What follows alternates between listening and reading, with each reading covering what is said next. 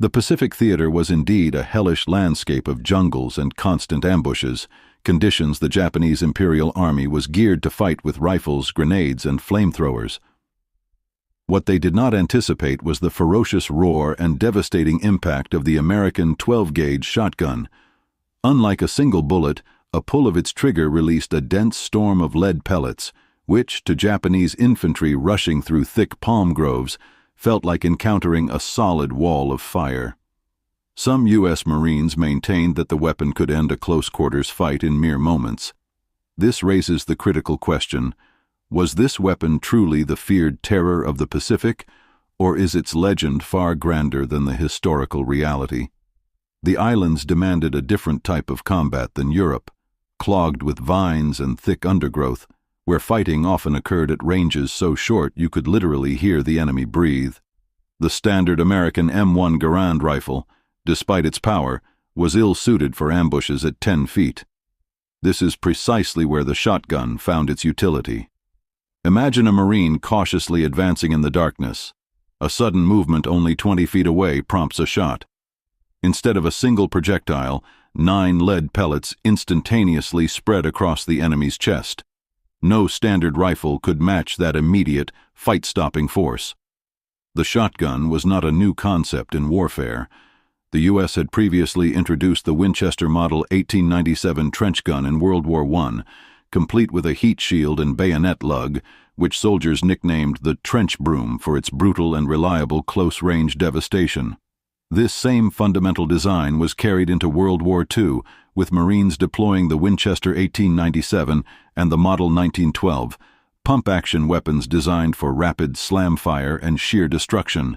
The 1942 Guadalcanal campaign, the first major offensive against Japanese forces, saw Marines armed with these shotguns use them in ambushes that psychologically stunned the enemy. One Marine recalled the fighting was over after perhaps only 1 or 2 shots. At close range, the heavy blast could rip through both jungle foliage and men, making the shotgun feel like facing a small, handheld cannon at just 10 yards. Japanese soldiers expected the conventional threats of rifles, machine guns, and bayonets, but the alien impact of the shotgun meant one swift blast could incapacitate multiple individuals in seconds. Their desperate banzai charges began to run straight into overwhelming walls of buckshot, a scenario that was psychologically crippling. However, the Japanese quickly adapted. The shotgun's utility was highly specific. While terrifying at 20 yards, it became virtually useless beyond that range. Its buckshot spread widely and rapidly lost penetrating power. A rifleman at 80 yards could easily dominate a shotgunner. Ammunition was another major drawback.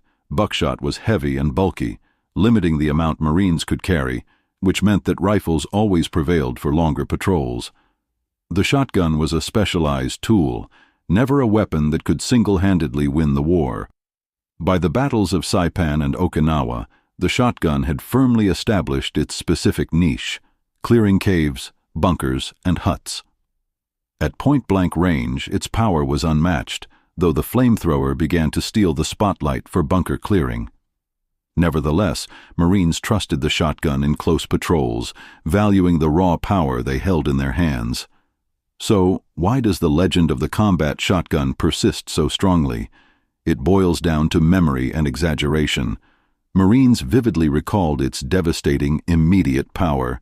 After the war, movies, novels, and eventually video games amplified this reality, turning the shotgun into an unstoppable cinematic force and the unquestioned king of close combat.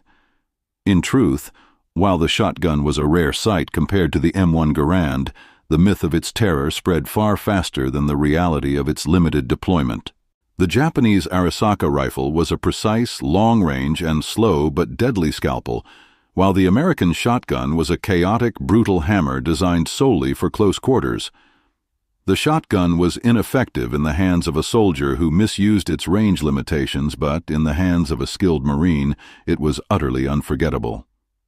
Were Japanese soldiers truly unprepared for the shotgun? Yes. For many, the first and last sound they ever heard was that deafening, close-range blast.